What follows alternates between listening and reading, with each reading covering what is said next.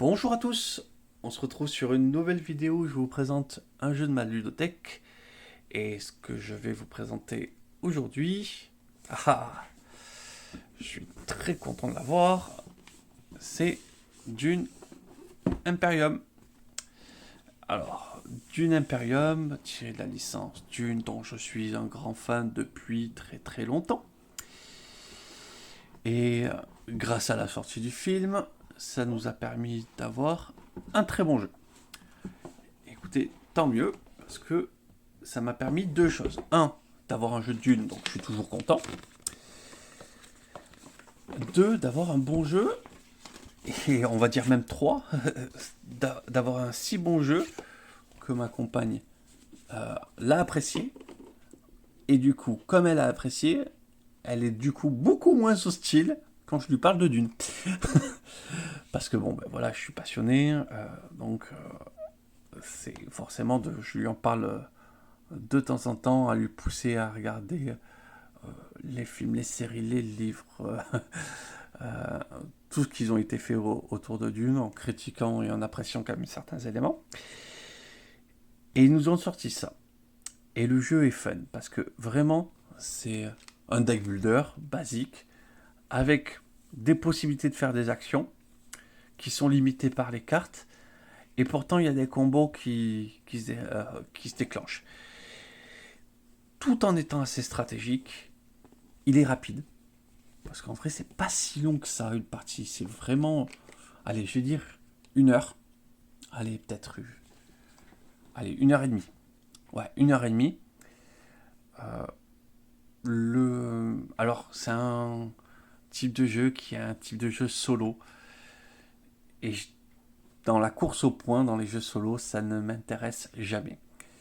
Euh, Par contre, du coup, on y a joué pour l'instant qu'à deux.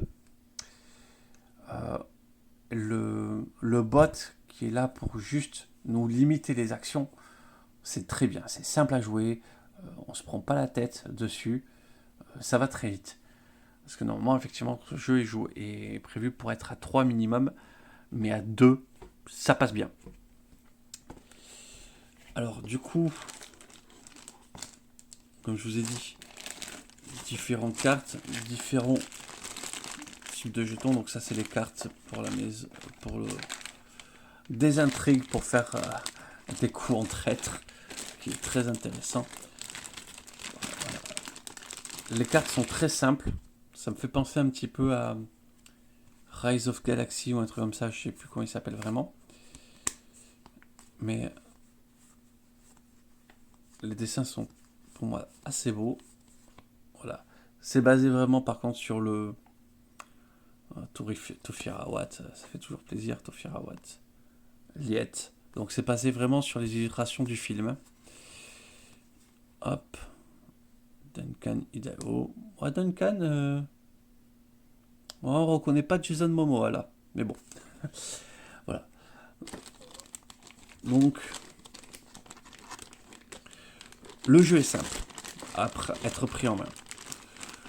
Le jeu, par ses mécaniques, arrive à vous faire comprendre l'univers.